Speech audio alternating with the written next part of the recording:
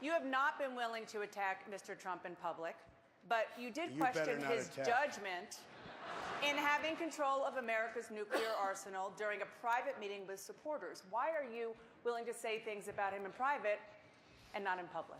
Dana, what I said in private is exactly what I'll say here, which is that the judgment that every voter is making of every one of us up here is who has the experience, who has the vision, who has the judgment to be commander-in-chief. That is the most important decision for the voters to make.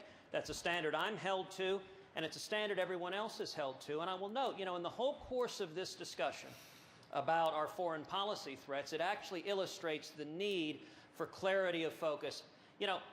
My daughters, Caroline and Catherine, came tonight. They're 7 and 5. And you think about the Los Angeles schools canceling their schools today. And every parent is wondering, how do we keep our kids safe? We need a commander-in-chief who does what Ronald Reagan did with communism, which is he set out a global strategy to defeat Soviet communism, and he directed all of his, I'm answering the question, Dana, he directed all of his forces to defeating communism. One of the things we've seen here is how easy it is for Barack Obama and Hillary Clinton to get distracted from dealing with radical Islamic terrorism. They won't even call it by its name. We need a president who stands up, number one, and says we will defeat ISIS, and number two, says the greatest national security threat facing America is a nuclear Iran. Senator, a lot of people we need to be focused on defeating radical Islamic terrorism. You made in private. I just want to clarify what you're saying right now is you do believe Mr. Trump has the judgment to be commander-in-chief. What I'm saying, Dana, is that is a judgment for every voter to make. But what I can tell you is all 9 of the people here would make an infinitely better commander-in-chief than Barack Obama or Hillary Clinton.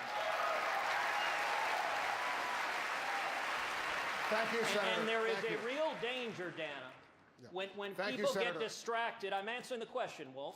There's a real danger when people get distracted by peripheral issues. They get distracted by democracy building. They get distracted about military conflicts. We need to focus on defeating jihadism. ISIS and Iran have declared war on America, and we need a commander-in-chief who will do everything necessary to keep our children safe. Thank you, Senator. And I will do everything necessary to keep our children safe. Thank you, Senator.